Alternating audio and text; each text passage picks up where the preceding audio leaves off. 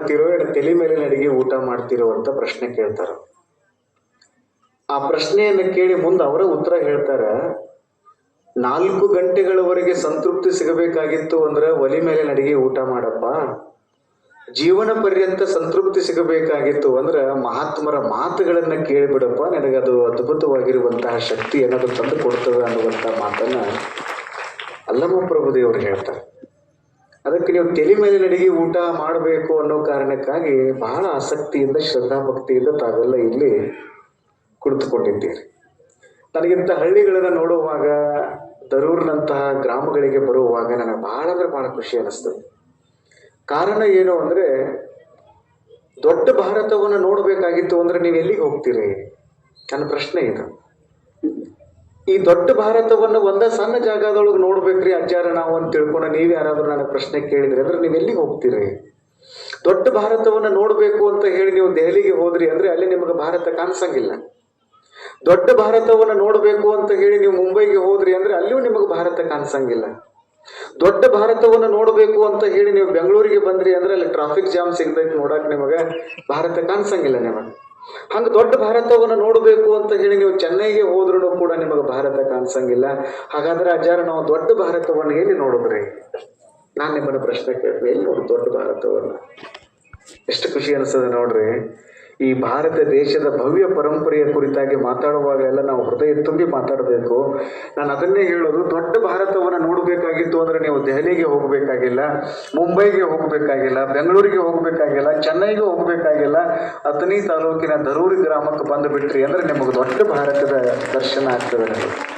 ಎಲ್ಲರೂ ಎಷ್ಟು ಚೆನ್ನಾಗಿ ಕೂತ್ಕೊಂಡು ಆಧ್ಯಾತ್ಮದ ಕುರಿತಾಗಿ ಚಿಂತನೆಯನ್ನು ಮಾಡುವ ಕಾರಣಕ್ಕಾಗಿ ನೀವೆಲ್ಲ ಕೂತ್ಕೊಂಡಿರಿ. ಅಮ್ಮವರು ಆರಂಭದೊಳಗೆ ಬಹಳ ಸುಂದರವಾದ ಮಾತುಗಳನ್ನ ಹೇಳಿದರು. ಗುರುಗಳ ಬಗ್ಗೆ ಮಾತಾಡ್ಕೊಂತ ತಮ್ಮ ಮಾತುಗಳನ್ನು ಪ್ರಾರಂಭ ಮಾಡಿದರು. ಎಂತ ಗುರು ಅಪ್ಪ! ನಾನು ಬುದ್ಧನ ಕಾಲಕ್ಕೆ ಹೋಗ್ಬೇಕಾಗ್ತದೆ. ಬುದ್ಧನ ಕಾಲದೊಳಗೆ ಆಮ್ರಪಾಲಿ ಅಂತ ಒಬ್ಬ ಹೆಣ್ಮಗಳಿದ್ರು. ನಾನು ಪುಸ್ತಕದೊಳಗೆ ಓದುವಾಗಲೆಲ್ಲ ಬಹಳ ಖುಷಿ ಪಡ್ತೀನಿ ಆ ಕಥೆಯನ್ನು ಓದುವಾಗ. ಬುದ್ಧ ಎಲ್ಲೆಲ್ಲಿ ಪ್ರವಚನಕ್ಕೆ ಹೋಗ್ತಾರಲ್ಲ ಅಲ್ಲೆಲ್ಲ ಹೋಗ್ತಿದ್ರು ಆಮ್ರಪಾಲಿ. ಬಹಳ ಚಂದ ಹೆಣ್ಮಗಳಿದ್ಲಂತ್ರಿ ಆಕೆ ಬಗ್ಗೆ ಇತಿಹಾಸಕಾರರು ಬರೀತಾರ. ಆಮ್ರಪಾಲಿಯನ್ನ ಮದುವೆಯಾಗಬೇಕು ಅಂತ ಹೇಳಿ ಒಬ್ರೆಲ್ಲ ಸುತ್ತಲಿನ 20 ಜನ ಮಹಾರಾಜರೆಲ್ಲರೂ ನನ್ನ ಮದುವೆಯಾಗ ಅಂತ ಕೇಳ್ಕೊತಿದ್ರಂತ ಆಮ್ರಪಾಲಿ ಅನ್ನುವಂತ ಹೆಣ್ಮಗಳನ್ನು. ಆದ್ರೆ ಆಮ್ರಪಾಲಿ ಯಾರನ್ನೂ ಮದುವೆ ಆಗ್ಲಿಲ್ಲ. ಬುದ್ಧ ಎಲ್ಲಿಗೆ ಹೋಗ್ತಾರಲ್ಲ ಅಲ್ಲೆಲ್ಲ ಹೋಗ್ತಿದ್ದಳು, ಕಸ ಹೊಡಿತಿದ್ದಳು, ರಂಗವಲ್ಲಿ ಹಾಕ್ತಿದ್ದಳು, ಬುದ್ಧನಿಗೆ ಪ್ರಿಯವಾದ ಕಮಲದ ಹೂವನ್ನ ಇಟ್ಟುಕೊಂಡು ಕಾಯ್ತಾ ಇದ್ದಳು ಆಮ್ರಪಾಲಿ. ಯಾರೋ ಒಬ್ರು ಆತ್ಮೀಯರು ಕೇಳಿದ್ರಂತ, ಇಷ್ಟು ಚಂದ ಇರೋ ಹೆಣ್ಮಗಳು ನೀನು, ಯಾರೋ ಒಬ್ಬ ದೊಡ್ಡ ಸಾಮ್ರಾಟ್ನನ್ನ ಮದುವೆಯಾಗಿ ಅರಮನೆಯೊಳಗೆ ಆರಾಮ್ ಇರಬೇಕಲ್ಲ, ಯಾಕೆ ನೀನು ಮಹಾರಾಜರನ್ನ ಮದುವೆಯಾಗೋದು ಬಿಟ್ಟು ಆ ಗುರುಗಳು ಎಲ್ಲಿ ಹೋಗ್ತಾರ ಅಲ್ಲಿ ಹೋಗ್ತಿ, ಕಸ ಹೊಡಿತಿ, ನೀರು ಹಾಕ್ತಿ, ರಂಗೋಲಿಗೆ ಹಾಕ್ತಿ, ಗುರುಗಳ ಸಲುವಾಗಿ ನೀ ಕಾಯ್ತಿಯಲ್ಲ, ಯಾಕೆ ಹಂಗೆ ಮಾಡ್ತಿ ಅಂದಾಗ ಆಮ್ರಪಾಲಿ ನೋಡ್ರಿ ಎಷ್ಟು ಸುಂದರವಾಗಿದ್ದ ಹೆಣ್ಮಗಳಿದ್ಲಲ್ಲ, ಅಷ್ಟ ಚಂದ ವಿಚಾರ ಮಾಡ್ತಿದ್ಲ ಆ ತಾಯಿ.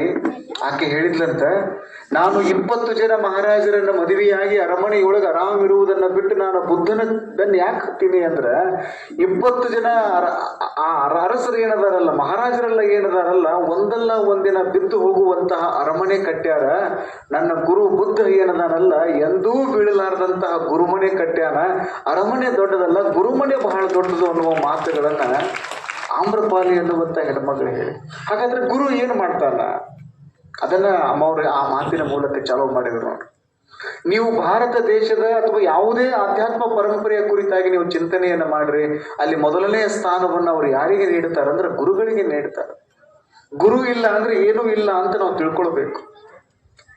ಗುರು ಇಲ್ಲ ಅಂದ್ರೆ ಏನೂ ಇಲ್ಲ ಅಂತ ತಿಳ್ಕೊಳ್ಬೇಕು. ಗುರು ಅದಾನ ಅಂದ್ರೆ ಎಲ್ಲ ಐತಿ ಅಂತ ತಿಳ್ಕೊಳ್ಬೇಕು. ಇಷ್ಟ ತಿಳ್ಕೊಂಡು ಬಿಡುದು ನೋಡ್ರಿ, ನಮ್ಮ ಬದುಕು ಬಂಗಾರ ಆಯ್ತು ಅಂತ ತಿಳ್ಕೊಳ್ಳೋದು. ಅದಕ್ಕೆ ಗುರುವಿಗೆ ನಾವು ಮೊದಲು ಶರಣಾಗತರಾಗಬೇಕು ಅನ್ನುವಂತ ಮಾತುಗಳನ್ನ ಬಹಳ ಚಂದ ಹೇಳಿದರು. ಅಕ್ಕ ಮಹಾದೇವಿ ಒಂದು ಪ್ರಶ್ನೆ ಕೇಳ್ತಾರೆ. ಅದ್ರ ಬಗ್ಗೆ ಸಿದ್ದರಾಮ ಸ್ವಾಮಿಗಳು ಹೇಳಿದ್ರಲ್ಲ, 12ನೇ ಶತಮಾನದ ಕುರಿತಾಗಿ ಓತಪ್ರೋತವಾಗಿ ನಾವು ಮಾತನಾಡಬಹುದು. ಎಷ್ಟು ಚಂದ ವಚನಗಳನ್ನ 12ನೇ ಶತಮಾನದಲ್ಲಿ ಬರ್ದಾರಂದ್ರ ನಿಮಗೆ ಆಶ್ಚರ್ಯ ಅನಿಸ್ತದೆ. ಈಗ ನಮಗೆ ಎಷ್ಟು ವಚನಗಳು ಸಿಕ್ಕಾವ ಗೊತ್ತದ ನಿಮಗೆ? 12ನೇ ಶತಮಾನದ ಬಸವಾದಿ ಶರಣರು ಬರೆದಿರುವಂತಹ ವಚನಗಳಿಗೆ ಎಷ್ಟು ನಮಗೆ ಸಿಕ್ಕಾವಂದ್ರ 22,990 ವಚನಗಳು ಮಾತ್ರ ಸಿಕ್ಕಾವ. ನಿಮಗೆ ಗೊತ್ತಿರಲಿ, 12ನೇ ಶತಮಾನದಲ್ಲಿ ಅಲ್ಲಮ ಪ್ರಭುದೇವರು ಒಬ್ಬರೇ 160 ಕೋಟಿ ವಚನಗಳನ್ನು ಬರೆದಿದ್ರು. 280 ಕೋಟಿ ವಚನವ ಹಾಡಿ ಹಲವು ಹಂಬಲಿಸಿತ್ತೆನ್ನ ಮನವು ಅಂತ ಹೇಳಿ ಸ್ವತಃ ಅನಾದಿ ನಿರಂಜನ ಜಗದ್ಗುರುಗಳಾದ ಅಲ್ಲಮ ಪ್ರಭುದೇವರು ಈ ಮಾತುಗಳನ್ನ ಹೇಳ್ತಾರ. ಎಷ್ಟು ಅದ್ಭುತವಾದ ಚಿಂತನೆ ಅಂತಂದ್ರೆ, ಅವ್ರ ಅಕ್ಕ ಮಹಾದೇವಿಯ ಕುರಿತಾಗಿ ಹೇಳಿದ್ರು, ಅನುಭವ ಮಂಟಪದ ಕುರಿತಾಗಿ ಹೇಳಿದ್ರು, ಆಯ್ದಕ್ಕಿ ಲಕ್ಕಮ್ಮನ ಕುರಿತಾಗಿ ಚಿಂತನೆಯನ್ನ ಮಾಡಿದ್ರು. ಎಂತ ಚೆನ್ನಾಗಿತ್ತು ಗೊತ್ತದ ಅನುಭವ ಮಂಟಪ. ಅಲ್ಲಮ ಪ್ರಭುದೇವರು ವೇದಿಕೆ ಮೇಲೆ ಕೂತ್ಕೊಳ್ತಿದ್ರು. ಬಸವಣ್ಣ ಹಣೆಯ ಮೇಲೆ ವಿಭೂತಿಯನ್ನು ಹಂಚ್ಕೊಂಡು ಒಂದು ಕಡೆ ಕೂತ್ಕೊಳ್ಳೋರು. ಬಸವಣ್ಣ ಅಂದ್ರೆ ಕೇಳ್ಬೇಕಂದ್ರೆ ತಾಯಿಯವರು. ಆ ಸಂದರ್ಭದಲ್ಲಿ ಅಕ್ಕ ಮಹಾದೇವಿ ಬರ್ಬೇಕಲ್ಲಿದೆ. ಆ ಚರಿತ್ರೆಯನ್ನು ನೀವು ಕೇಳಬೇಕು. ನಮ್ಮ ಸಾಹುಕಾರ ಹೇಳಿದ್ರಲ್ಲ, ಚಿದಾನಂದ ಸಾಹುಕಾರ ಅವರು, ಇಲ್ಲಿ ತಾಯಂದ್ರೆ ಹೆಚ್ಚಿನ ಸಂಖ್ಯೆಯೊಳಗೆ ನೀವು ಬಂದಿರಿ ಅಂತ ಹೇಳಿದ್ರಲ್ಲ. ತಾಯಂದ್ರ ಬಗ್ಗೆನೂ ಬಹಳ ಚಲೋ ಹೇಳ್ಬೇಕು. ಎಲ್ಲರೂ ನಿಮ್ಗೆ ಧಾರಾವಾಹಿ ಬಿಟ್ಟು ಬಂದಿರಿ, ಧಾರಾವಾಹಿ ಬಿಟ್ಟು ಬಂದಿರಿ ಇದನ್ನೇ ಹೇಳಕತ್ತಾರೆ. ಈಗ ಟೆಂಡೆನ್ಸಿ ಹಂಗ ಆಗಿಬಿಟ್ಟದ. ಹೆಣ್ಮಕ್ಳೆಲ್ಲರೂ ಧಾರಾವಾಹಿಯಾಗ, ಗಂಡು ಮಕ್ಳೆಲ್ಲರೂ ದಾವಾದಾಗ. ಈಗ ನೋಡ್ರಿ ನೀವು ಸಾಯಂಕಾಲ ಅಂತಂದ್ರೆ, ನಾನು ಗಾಡಿಗಳು ಹೋಗ್ತಿರ್ಬೇಕಾದ್ರೆ ನಮ್ಮ ಡ್ರೈವರ್ನ ಕೇಳ್ತಿರ್ತಾನೆ, ನನಗೆ ಏನೋ ತಮ್ಮ ಏನು ಯಾವ್ದು ಗುಡಿ ಅದು ಐತಾನೆ, ಗುಡಿ ಗಿಡಿ ಏನಿಲ್ರಿ ಅಪ್ಪ ಅವ್ರ ದಾಬಾ ಐತದು. ಅದಕ್ಕೆ ಹಂಗೆ ಲೈಟ್ ಗೀಟ್ ಹಾಕಿ ಚಂದ ಮಾಡಿಬಿಟ್ಟಾರ್ರಿ ಅವನಂತೇಳಿ. ಯಾವ್ದು ಗುಡಿನೋ ಯಾವ್ದು ದಾಬಾನೋ ಒಂದು ಗೊತ್ತಾಗ್ಲಾರಂತ ಪರಿಸ್ಥಿತಿ ಒಳಗೆ ನಾವು ಇದೀವಿ ನೋಡ್ರಿ. ಅವರೆಲ್ಲರೂ ದಾಬಾದೊಳಗೆ ಈಗ ಸಾಯಂಕಾಲ ಎಲ್ಲರೂ ನೀವು ಇತ್ತೀಚೆಗೆ ಒಂದು ಅಂಕಿ ಅಂಶ ನಾನು ನೋಡಿದೆ. ಮೊದಲಿಗೆಲ್ಲರೂ 10% ಜನ ಎಲ್ಲರೂ ಹೊರಗೆ ಊಟ ಮಾಡ್ತಿದ್ರು. 90% ಜನ ಎಲ್ಲ ರಾತ್ರಿ ಆದ್ಮೇಲೆ ಮನೆಗೆ ಬಂದು ಊಟ ಮಾಡ್ತಿದ್ರು. ಈಗ ಹೆಂಗಾಗಿಬಿಟ್ಟದ ಅಂದ್ರೆ 90% ಪ್ರತಿಶತದಷ್ಟು ಜನ ಎಲ್ಲರೂ ಹೊರಗಡೆ ರಾತ್ರಿ ಊಟ ಮಾಡ್ತಾರೆ, 10% ಮನೆಯೊಳಗೆ ಊಟ ಮಾಡುವಂತ ಒಂದು ಪರಿಸ್ಥಿತಿ ಬಂದಿದೆ. ಆ ಮಾತು ಬಹಳ ದೂರ ಹೋಗ್ತದೆ ಬಿಡ್ರಿ. ಇಲ್ಲಿ ನೋಡ್ರಿ ಎಷ್ಟು ಚೆನ್ನಾಗಿದೆ ನೋಡ್ರಿ. ಅಕ್ಕ ಮಹಾದೇವಿ 18 ವರ್ಷ ವಯಸ್ಸಿನ ಮಹಾದೇವಿ ಅನುಭವ ಮಂಟಪಕ್ಕೆ ಬರುವಂತ ಸಂದರ್ಭ ಅದು. 18 ವರ್ಷ ವಯಸ್ಸಿನ ತುಂಬು ಯೌವನವನ್ನು ಹೊತ್ತುಕೊಂಡು ಆಧ್ಯಾತ್ಮದ ಖನಿಯನ್ನು ತುಂಬಿಕೊಂಡು ಬಂದಿರುವಂತಹ ತಾಯಿ ಒಳಗಡೆ ಬರುವಂತಹ ಸಂದರ್ಭದೊಳಗ ಅಲ್ಲಮ ಪ್ರಭುದೇವರು ನಿಂತ್ಕೊಳ್ಳವ ಅಂತ ಹೇಳ್ತಾರ. ಬಹಳ ಚಂದಲ್ಲಿ ಸಂವಾದ ನಡೀತದೆ. ನಿನ್ನ ಗಂಡನ ಹೆಸರು ಹೇಳ್ರಿ, ಬಂದು ಕೂಡ್ರು ಅಂತ ತಿಳ್ಕೊಂಡು ಹೇಳಿದಾಗ, ಗಂಡನ ಹೆಸರು ಹೇಳುದಂದ್ರೆ ಬರ್ತೈತೆ ನೋಡ್ರಿ. ಹೆಣ್ಮಕ್ಳು ಎಲ್ಲರಿಗೂ ಮೊದಲೆಲ್ಲ ಗಂಡನ ಹೆಸರು ಹೇಳುದಂದ್ರೆ ಅವರೆಲ್ಲ ಒಡಪಾಕಿ ಹೇಳ್ತಿದ್ರು. ಈಗ ನೀವ್ ಯಾರು ಒಡಪಾಕಿ ಹೇಳಂಗಿಲ್ಲ. ಕಮಾನ್ ರಮೇಶ್, ಕಮಾನ್ ಸುರೇಶ್, ಇದು ನಡೆದದ ಈಗ. ಈಗೆಲ್ಲ ಟೆಂಡೆನ್ಸಿ ಹೆಂಗಾಗಿಬಿಟ್ಟದ, ನೀವು ದೊಡ್ಡ ದೊಡ್ಡ ನಗರಗಳಿಗೆ ಹೋಗಿಬಿಟ್ರಿ ಅಂದ್ರೆ ಗಂಡನ ಹೆಸರು ಕೊಟ್ಟು ಕರೀತಿರ್ಲಿಲ್ರಿ ಮೊದಲೆಲ್ಲಾನು. ಅಕ್ಕ ಮಹಾದೇವಿಗೆ ಅಲ್ಲಮ ಪ್ರಭುದೇವರು ಕೇಳ್ತಾರೆ, ಉದ ಮದದ ಯೌವನವನ್ನು ಒಳಗೊಂಡ ಸತಿ ನೀನು ಇತ್ತಲೇಕೆ ಬಂದೆ ಯವ್ವ, ನಿನ್ನ ಪತಿಯ ಕುರುಹ ಹೇಳಿದರೆ ಬಂದು ಕುಳ್ಳಿರು, ಇಲ್ಲವಾದರೆ ತೊಲಗು ತಾಯಿ ತೊಲಗು ಅಂದ್ರು. ಬಸವಣ್ಣ ಅಂದ್ರು, ಮಹಾದೇವಿ ಸಲುವಾಗಿ ನಾನು ಕಾಯ್ಕೋತ ಕೂತೀನಿ, ನನ್ನ ಮಗಳು ಬಂದಾಳ, ಆಕೆಯನ್ನು ಅನುಭವ ಮಂಟಪದ ಒಳಗೆ ಕರೆಯಿಸಿ ಆಕೆಗೆ ಸತ್ಕಾರವನ್ನು ಮಾಡಬೇಕು ಅಂತೇಳಿ ನಾನು ಹವಣಿಸಿದ್ರೆ ಅಲ್ಲಮ ಪ್ರಭುದೇವರು ಗಂಡನ ಹೆಸರು ಹೇಳ್ರಿ ಬಂದುಕೊಂಡ್ರು, ಇಲ್ಲಾಂದ್ರೆ ಹೋಗಿಬಿಡಂತಾರಲ್ಲ. ಎಂಥದ್ದಿದು ಎಷ್ಟು ಚೆನ್ನಾಗಿದೆ ಗೊತ್ತಿದೆ ಸಂವಾದ ಅದು. ಈಗೂ ನೋಡ್ಬೇಕ್ರಿ ನೀವು, ಹಳ್ಳಿಯಾಗೆಲ್ಲ ಸ್ವಲ್ಪ ಉಳ್ದೈತ್ರ ಗರುಡ್ ಅಂತ, ಹಳ್ಳಿಯಾಗೆಲ್ಲ ಉಳ್ದದ. ಈಗ ಅತನಿಗೆ ಬೆಳಗಾವಿಗೆ ಅದು ಹೋದ್ರೆ ಅಂದ್ರೆ ಅದು ಯಾವುದೂ ಇಲ್ಲ, ಅದು ಯಾವುದೂ ಉಳಿದಿಲ್ಲ. ಈಗ ಒಬ್ಬಕ್ಕೆ ಯಾರೋ ಹೆಣ್ಮಗಳಿದ್ದಳು, ನಾಚಿಕೆ ಸ್ವಭಾವದಕ್ಕಿದ್ದಳು, ಹೆಸರು ಹೇಳ್ರಿ ಗಂಡನ ಹೆಸರು ಹೇಳ್ರಿ ಗಂಟು ಬಿದ್ದು ಬಿಟ್ರು, ಪಟ್ನ ಚಲನ ಮಾಡಿಬಿಟ್ಟಿಡ್ರಿ. ಕತ್ರಿ ಮೇಲೆ ಕತ್ರಿ, ದೇವ್ರಿಗೆ ಎರ್ಸೋದು ಪತ್ರಿ, ಮಳಿ ಬಂದಾಗ ಛತ್ರಿ, ನನ್ನ ಗಂಡನ ಹೆಸರು ಕೇಳಿದವ್ರು ಹೆಣ ಎತ್ರಿ ಅಂತ. ಇವು ಕೇಳಿದ್ರೇನ್ರಿ ನೀವು ಇಂಥವೆಲ್ಲ ಈ ಚಟುಕಗಳನ್ನ, ಇಂಥವೆಲ್ಲ ಒಡಪ ಹಾಕಿ ಹೇಳೋರು ಅವ್ರು ಬಹಳ ಚಂದ ಮಾತುಗಳನ್ನ ಹೇಳ್ತಿದ್ರು. ಈಗೆಲ್ಲ ಅದಿಲ್ಲ, ಇಲ್ಲ ಬಿಡ್ರಿ, ಆ ಪದ್ಧತಿನ ಇಲ್ಲ. ಹೇಳಿದ್ನಲ್ಲಿ ಅದು ಬೇರೆನೇ ಅದ. ಮಹಾದೇವಿ ಎಷ್ಟು ಚಂದ ಹೇಳ್ತಾಳೆ ನೋಡ್ರಿ. ಸಾವಿಲ್ಲದ ಕೇಡಿಲ್ಲದ ರೂಹಿಲ್ಲದ ಚಲುವಂಗ ನೊಲಿದೆ ನಾವು. ನನ್ನ ಗಂಡಗ ಸಾವಿಲ್ಲ, ಕೇಳಿಲ್ಲ, ರೂಹಿಲ್ಲ, ಭವ ಇಲ್ಲ, ಭಯ ಇಲ್ಲ, ರೂಹ ಇಲ್ಲ, ರೂಪಿಲ್ಲ, ಯಾವುದೂ ಇರ್ಲಾರ್ದಂತಹ ಚನ್ನ ಮಲ್ಲಿಕಾರ್ಜುನ ಅನ್ನುವಂತಹ ಗಂಡಗ ನಾ ಒಲದೀನಿ ಅನ್ನುವಂತಹ ಮಾತುಗಳನ್ನ ಹೇಳಿದಾಗ ಎಲ್ಲರೂ ಜೋರಾಗಿ ಚಪ್ಪಾಳಿ ತಟ್ಟಿ, ಇಲ್ಲಲ್ಲ ಅಲ್ಲಿ ನೀವು ಕಥೆಯೊಳಗೆ ಇನ್ವಾಲ್ವ್ ಆಗಿರಿ ಎಲ್ಲರೂ. ಯಾರೋ ಒಬ್ರು ರಾಮಾಯಣ ಹೇಳಾಕತ್ತಿದ್ರು, ಸೀತಾಪಹರಣದ ಕಥೆ ಹೇಳ್ಬೇಕಾಗೈತೆ ಅವ್ರಿಗೆ, ಆ ಪ್ರಸಂಗ ಹೇಳ್ಬೇಕಾಗೈತೆ. ಅವ್ರ ಮುಂದೆ ಕುತ್ಕೊಂಡು ಅದಕ್ಕೆ ಮತ್ತೆ ಚಂದ ಹೇಳ್ತಿದ್ರು ಅವರು. ಪ್ರವಚನ ಹೇಳೋರೆಲ್ಲರೂ ಮುಂದೆ ಇವತ್ತಿ ಪಟ್ಟ ಪಡ್ಕೊಂಡು ಕೂತಿದ್ದ. ರಾವಣ ಬಂದ, ಲಕ್ಷ್ಮಣ ರೇಖಾ ಹಾಕಿತ್ತು, ಸೀತಾನ ಹೊತ್ಕೊಂಡು ಹಿಂಗೆ ಹೊಂಟ ಅಂತ ತಿಳ್ಕೊಂಡು ಅಗದಿ ವೀರಾವೇಶದಿಂದ ರಸವತ್ತಾಗಿ ಹೇಳಾಕತ್ತಿದ್ರು. ಇವತ್ತಿ ಪಟ್ಟ ಪಡ್ಕೊಂಡು ಏನು ಮುಂದೆ ಕೂತಿದ್ದಲ್ಲ. ಅವ ಕೇಳ್ದ, ರಾವಣ ಬಂದು ಹೊತ್ಕೊಂಡು ಹೋಗ್ಬಿಟ್ಟ, ನೀ ಏನು ಮಾಡತ್ತಿದ್ದೆ ಅಲ್ಲಿ, ಬಿಡಿಸ್ಬೇಕಾಗಿತ್ತಲ್ಲ ಅಂತ ಕೇಳಿದಂತ ಮುಂದೆ ಕೂತ. ಅವ ಕಥೆಯೊಳಗೆ ಇನ್ವಾಲ್ವ್ ಆಗ್ಯಾನ್ರಿ ಅಲ್ಲಿ. ಇಲ್ಲಿ ನೀವೆಲ್ಲರೂ ಚಪ್ಪಾಳೆ ತಟ್ಟಿದ್ರಲ್ಲ, ಅಲ್ಲಿ ನೋಡ್ರಿ ಉದ್ಘೋಷವನ್ನ ಹಾಕಿ ಹರ ಹರ ಮಹಾದೇವ ಅಂತ ಹೇಳಿ, ಮಹಾದೇವಿ ಅಕ್ಕಗೆ ಜಯವಾಗಲಿ ಅಂತ ಹೇಳಿ ಎಲ್ಲರೂ ಚಪ್ಪಾಳೆ ತಟ್ಟಿ ಉದ್ಘೋಷವನ್ನ ಮೆರೆದ್ರಲ್ಲ. ನಾನು ಬಹಳ ಪ್ರಜ್ಞಾವಂತಿಕೆಯಿಂದ ಈ ಮಾತನ್ನ ಹೇಳಬೇಕು. ತುಂಬಿದ ಸಭಾದೊಳಗೆ ಒಬ್ಬ ಹೆಣ್ಮಗಳಿಗೆ ಸಭಾಧ್ಯಕ್ಷರ ಕೆಳಗಿಳಿದು ಬಂದು ನಮಸ್ಕಾರ ಮಾಡಿದ್ದು ಅದು ಪ್ರಪ್ರಥಮ ಬಾರಿಗೆ ಎಲ್ಲಿ ಅಂದ್ರೆ ಅದು ಬಸವ ಕಲ್ಯಾಣದಲ್ಲಿ, ಅದು ಬಸವಣ್ಣನವರ ಸಾನ್ನಿಧ್ಯದಲ್ಲಿ ಅಲ್ಲವ ಪ್ರಭುದೇವರು ಕೆಳಗೆ ಇಳಿದು ಬಂದು ನಮಸ್ಕಾರ ಮಾಡಿದ್ರು ಅನ್ನುವಂಥ ಚರಿತ್ರೆಯನ್ನು ನಾವು ಕೇಳ್ತೀವಲ್ಲ. ಅದಕ್ಕೆ ನೋಡ್ರಿ ಬಸವಣ್ಣವ್ರ ಬಗ್ಗೆ ಹೇಳ್ತಾರೆ, what ever legends May say about Basava.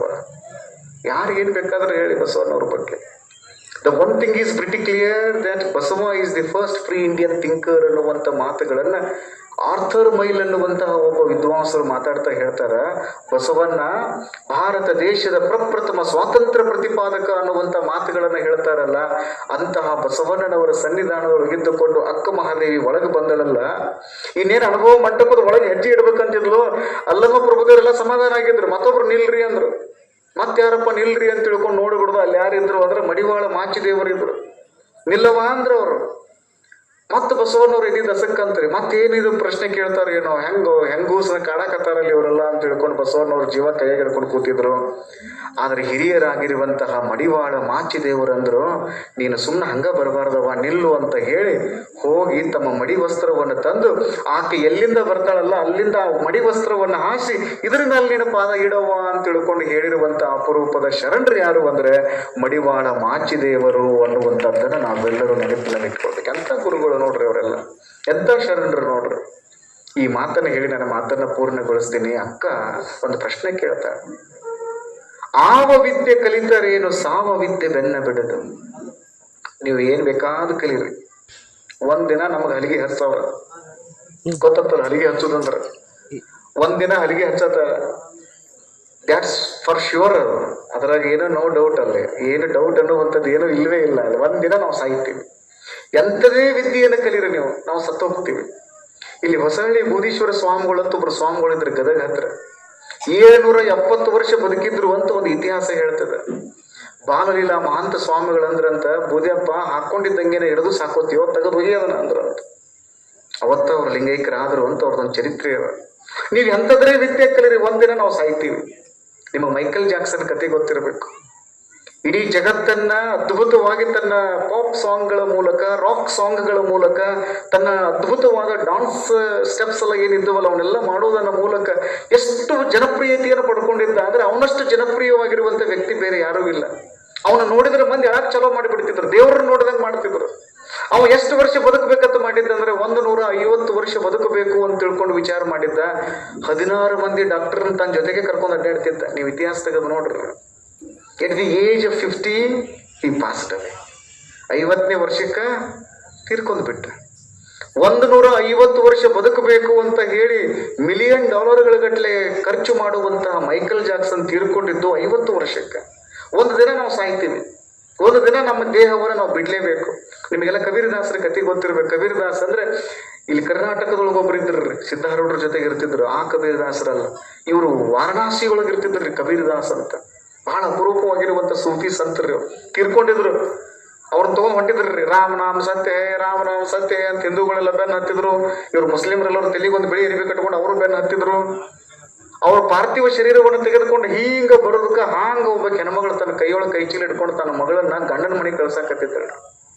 ಯಾವಾಗ ಕಬೀರದಾಸರ ಪಾರ್ಥಿವ ಶರೀರವನ್ನು ನೋಡಿದ್ಲಲ್ಲ, ಒಂದ ಮಾತಂದಳ್ರಿ, ಕೈಯಾಗಿನ ಕೈ ಚೀಲ ಕೆಳಗಿಟ್ಲು, ಈ ಸಾಧು ಇವತ್ತ ಸಾಯ್ಬೇಕಾ, ನನ್ನ ಮಗಳನ್ನ ಗಂಡನ ಮನೆಗೆ ಕಳ್ಸೋದು ಸಹ ಸಾಯ್ಬೇಕ ಈ ಸಾಧು, ನಾಳೆ ಸತ್ರ ನಡೀತಿರ್ಲಿಲ್ಲ ಈ ಸಾಧು ಅಂದಳು ನೋಡ್ರಿ. ಸತ್ತಿರುವಂತಹ ಕಬೀರದಾಸರ ಪಾಟ್ನ ಎದ್ದು ಕೂತಿರತ್ರಿ.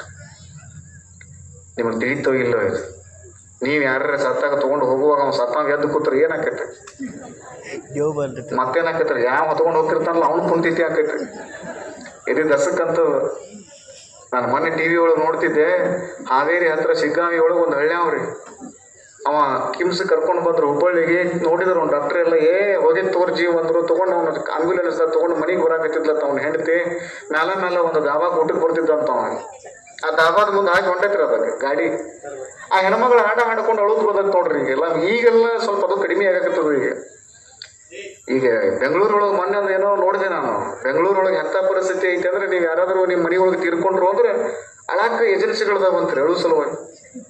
ಅಲ್ಲಿ ಹೋಗ್ಬೇಕ್ರಿ, ನೀವು ನಮ್ಮ ಮನ್ಯಾಗ ತಿರ್ಕೊಂಡವ್ರು ಬರ್ರಿ ಅಂದ್ರೆ ಅವ್ರು ನಿಮ್ಗೆ ಕೇಳ್ತಾರ. ಅವ್ರು ನಮ್ಮಲ್ಲಿ 2 ಆಪ್ಷನ್ ಅದಾವ, ಹಾಡ್ಯಾಡ್ಕೊಂಡು ಹೇಳ್ಬೇಕು ಹಂಗ ಹೇಳ್ಬೇಕು ಹೇಳ್ರಿ. ಹಾಡ್ಯಾಡ್ಕೊಂಡು ಹೇಳೋದಂದ್ರೆ ರೊಕ್ಕ ಬೇರೆ ಕೊಡ್ಬೇಕು ನೀವು, ಹಂಗ ಹತ್ತಂಗ ಮಾಡೋದಂದ್ರೆ ಅದಕ್ಕೆ ರೊಕ್ಕ ಬೇರೆ ಅದ. ಇಂಥದ್ದೆಲ್ಲ ಏಜೆನ್ಸಿಗಳು ಶುರುವಾಗಿಬಿಟ್ಟಾವ ಈಗ. ಆ ಹೆಣ್ಮಗಳು ಆಂಬ್ಯುಲೆನ್ಸ್ ಕುತ್ಕೊಂಡಾಗ ಸುಮ್ಮನೆ ಕುಂಡ್ರಬೇಕು ಬೇಡ್ರಿ. ಮೇಲೆ ದಾಬಾಗ್ ಬರ್ತಿದ್ರಿ ಅಲ್ರಿ, ನಿಮ್ಮ ದಾಬಾಗ್ ಬಂದು ನೋಡ್ರಿ ಹೇಳ್ರಿ ಅಂದ.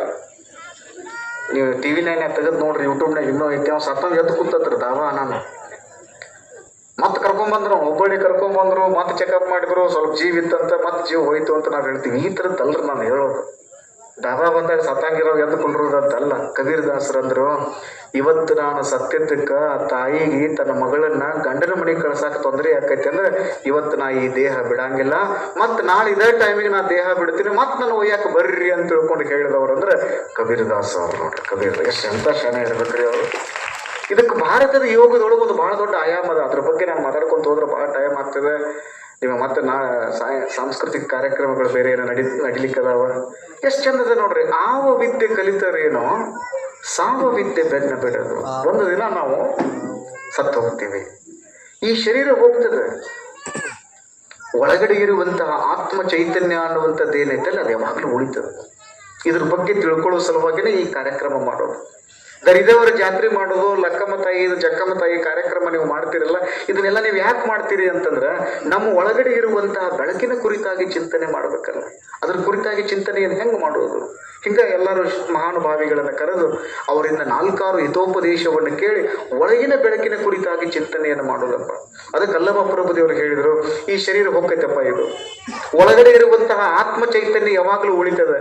ಅದಕ್ಕೆ ಅವ್ರು ಹೇಳಿದ್ರು, ಬೆಣ್ಣೆಯ ಕಂದಲ ಕರಗಲಿಟ್ಟಡೆ ಪಾತ್ರೆ ಕರಗಿತ್ತು, ಬೆಣ್ಣೆ ಉಳಿಯಿತ್ತು.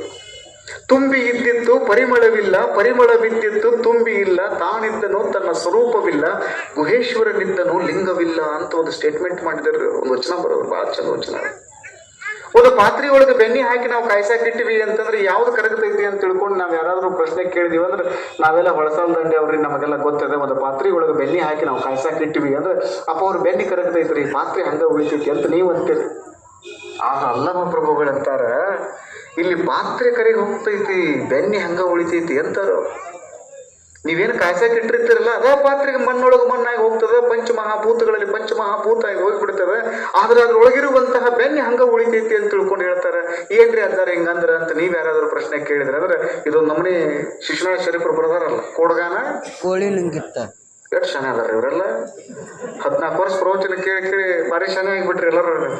ಏನ್ರಿ ಹಂಗಂದ್ರೆ ಕೋಡಗ ಮ್ಯಾಗ ಕೋಳಿ ನುಂಗಿತ್ತ ಅಂದ್ರೆ ಏನ್ ಒಬ್ರು ಹೇಳ್ರಿ ನಂಗೆ ನೋಡೋಣ. ಹಾಡ ಹಾಡ್ತಿದ್ರಲ್ಲ, ಮೊದಲನೇ ಸಾಲ ಏನಪ್ಪ ಕೋಡಗನ ಕೋಳಿ ನುಂಗಿತ್ತ, ಕೊನೆ ಸಾಲ ಏನು ಗುರು ಗೋವಿಂದನ ಪಾದ ನನ್ನನೇ ನುಂಗಿತ್ತ ಅಂತ ಅದ. ಈ ನಡುವಿನ ಬಿಟ್ಟು ಬಿಡೋಣ ಬಿಡ್ರಿ. ಮೊದಲನೇ ಸಾಲು ಕೊನೆ ಸಾಲ ಅಟ್ಟ ವಿಚಾರ ಮಾಡ್ರಿ. ಕೋಡಗನ ಕೋಳಿ ನುಂಗಿತ್ತ ಅಂದ್ರೆ ಏನ್ ಹೇಳ್ರಿ ನನಗೆ ಅರ್ಥ ನೋಡ್ರಿ. ಕೋಡಗ ಅಂದ್ರೆ ಮಂಗ್ಯ. ಎಂತ ಮಂಗ್ಯ? ಕರಿ ಮಂಗ್ಯ. ಕೋಡಗ ಅಂದ್ರ ಮಂಗ್ಯ, ಕೋಳಿ ಅಂದ್ರೆ ನಿಮಗ್ ಗೊತ್ತದ ಕೋಳಿ. ಮಂಗ್ಯಾನ ಕೋಳಿ ಹೆಂಗ ನುಂಗ್ತೈತಪ್ಪ? ಕೋಡಗಾನ ಕೋಳಿ ನುಂಗಿತ್ತ ಅಂತಾರಲ್ಲ, ಏನಿದ್ರ ಅರ್ಥ? ಇಷ್ಟ ತಿಳ್ಕೊಳ್ಳೋದು. ಕರಿ ಮಂಗ್ಯ ಇದರ ಅರ್ಥ ಕತ್ತಲು, ಕೋಳಿ ಇದರ ಅರ್ಥ ಬೆಳಕು. ಕತ್ತಲು ಎಷ್ಟ ದೊಡ್ಡದಿರುವಲ್ತಕ ಒಂದು ಸಣ್ಣ ಹಣತೆಯನ್ನು ಹಚ್ಚಿಬಿಟ್ರಿ ಅಂದ್ರೆ ಆ ಕತ್ತಲೆಯನ್ನ ಸಣ್ಣ ಹಣತೆ ಹೆಂಗ ನುಂಗ ಹಾಕ್ತೈತಲ್ಲ, ಹಂಗ ನಾಣ ಅನ್ನುವಂತ ವ್ಯಕ್ತಿಯನ್ನ ಗುರು ಗೋವಿಂದನ ಪಾದ ಅವ್ರನ್ನ ನುಂಗತೈತ್ ನೋಡ್ರಪ್ಪ ಅನ್ನುವಂತ ಮಾತುಗಳನ್ನ ಶಿಶುನಾಳ ಶರೀಫರು ಅಂತಾರೆ. ಎಷ್ಟು ಚಂದ ಬರದಾರ ನೋಡ್ರಿ. ಇಲ್ಲಿ ಅಲ್ಲಮ ಪ್ರಭುದೇವರು ಅದನ್ನೇ ಹೇಳಾಕತ್ತಾರ. ಒಂದು ಪಾತ್ರೆ ಒಳಗೆ ಬೆಣ್ಣೆ ಹಾಕಿ ಕಾಯ್ಸಾಕಿಟ್ರಿ ಅಂದ್ರೆ ಬೆಣ್ಣೆ ಕರಗತೈತಿ, ಪಾತ್ರೆ ಉಳಿತೈತಿ ಅಂತ ನಾವು ಹೇಳ್ತೀವಿ. ಆದ್ರೆ ಅಲ್ಲಮ ಪ್ರಭುಗಳು ಹೇಳ್ತಾರ, ಇಲ್ಲಿ ಪಾತ್ರೆನೇ ಕರಿಗೆ ಹೋಗ್ಬಿಟ್ಟೈತಿ, ಬೆಣ್ಣೆ ಉಳಿತೈತಿ ಅಂತ ತಿಳ್ಕೊಂಡು ಅವ್ರು ಹೇಳ್ತಾರೆ. ಇದರ ಅರ್ಥ ಏನು ಅಂದ್ರೆ ಈ ಭೌತಿಕ ಶರೀರ ಅನ್ನುವಂಥದ್ದು ಏನೈತಲ್ಲ ಇದು ಪಾತ್ರೆ. ಇದು ಈ ಭೌತಿಕ ಶರೀರ ಅನ್ನುವಂಥದ್ದು ಏನೈತಲ್ಲ ಇದು ಪಾತ್ರೆ. ಇದು ಈ ಶರೀರದೊಳಗೆ ಒಂದು ಆತ್ಮ ಅನ್ನೋದೈತಲ್ಲ ಅದು ಬೆಣ್ಣೆ. ಅದು ಈ ಪಾತ್ರೆ ಕರಿಗೆ ಹೋಗ್ತದ. ಭಗವದ್ಗೀತೆ ಒಳಗೆ ಹೇಳ್ತಾರಲ್ಲ, ನೈನಂ ಚಿಂದಂತಿ ಶಸ್ತ್ರಾನಿ ನೈನಂ ದಹತಿ ಪಾವಕ ನ ಚೈನಂ ಕ್ಲೇದಯಂತ್ಯಾಪೋ ನ ಶೌಷಯತಿ ಮಾರುತಃ. ಈ ಆತ್ಮವನ್ನು ಬೆಂಕಿ ಸುಡಲಾರದು, ನೀರು ತೋಯಿಸಲಾರದು, ಗಾಳಿ ಹೊತ್ಕೊಂಡು ಹೋಗಲಾರದು, ಆಡಿಸ್ಕೊಂಡು ಹೋಗಲಾರದು. ಅಜರಾಮರವಾಗಿರುವಂಥದ್ದು ಆತ್ಮ ಐತಲ್ಲ. ಹೀಗಾಗಿ ಈ ಶರೀರದ ಅನ್ನುವಂಥ ಪಾತ್ರೆ ಕರೆಗೆ ಹೋಗ್ತೈತಿ, ಆತ್ಮದ ಚೈತನ್ಯ ಅನ್ನುವಂಥದ್ದು ಹಂಗ ಉಳಿತೈತಿ ಅಂತ ತಿಳ್ಕೊಂಡು ಹೇಳ್ತಾರ. ನಾವು ಎಲ್ಲರೂ ಕುತ್ಕೊಂಡು ವಿಚಾರ ಹೆಂಗ ಮಾಡೋದಲ್ಲ. 3 ದಿನ ನಾವು ದರಿದೇವರ ಜಾತ್ರೆ ಮಾಡೀವಿ ಅಂದ ಮೇಲೆ ಈ ಶರೀರ ಒಂದಲ್ಲ ಒಂದಿನ ಹೋಗ್ತೈತಿ. ಒಳಗಡೆ ಇರುವಂತಹ ಆತ್ಮ ಚೈತನ್ಯದ ಕುರಿತಾಗಿ ಯಾರು ನೀವು ಚಿಂತನೆ ಮಾಡ್ತಿರಲ್ಲ ಅವರೆಲ್ಲರೂ ದರಿದೇವರ ಸನ್ನಿಧಾನಕ್ಕೆ ಹೋಗ್ತಾರ, ಅವರಿಂದ ಆಶೀರ್ವಾದವನ್ನು ಪಡ್ಕೊಳ್ತಾರ ಅನ್ನುವಂಥದ್ದನ್ನು ನಾವೆಲ್ಲರೂ ಅರ್ಥ ಮಾಡ್ಕೊಳ್ಬೇಕು. ಆ ಹಿನ್ನೆಲೆಯಲ್ಲಿ ತಾವೆಲ್ಲ ಕುಳಿತುಕೊಂಡಿರಿ. ಬಹಳ ಚಂದದ ಕಾರ್ಯಕ್ರಮ ಇದು. ನಾನು ಮೊನ್ನೆನೇ ಬರಬೇಕಾಗಿತ್ತು. ನಮ್ಮ ಶ್ರೀಮಠದಲ್ಲಿನೂ ಕೂಡ ಹುಣ್ಣಿಮೆ ದಿನ ಕಾರ್ಯಕ್ರಮ ಇರೋದ್ರಿಂದ ನನಗೆ ಬರೋದಕ್ಕಾಗಲಿಲ್ಲ. ಇವತ್ತು ನಾನು ಬಂದೆ, ನೋಡಿ ಬಹಳ ಖುಷಿ ಆಯ್ತು. ನಮ್ಮನ್ನೆಲ್ಲ ದರೂರ್ ಅಂದ್ರೆ ಕೇಳ್ಬೇಕನ್ನ ಹೇಳ್ರಿ. ಬರಿಸಾಲ್ ದಂಡಿ ಊರಿದು. ಬಹಳ ಅಂದ್ರೆ ಬಹಳ ಶ್ರದ್ಧಾ ಭಕ್ತಿ ಊರಿದು. ಬಹಳ ಚಂದ ಚಂದ ಮಾತುಗಳನ್ನು ಎಲ್ಲರೂ ಹೇಳಿದರು. ಹೀಗಾಗಿ ಎಲ್ರಿಗೂ ಮತ್ತೊಮ್ಮೆ ಶರಣಾರ್ಥಿಗಳನ್ನ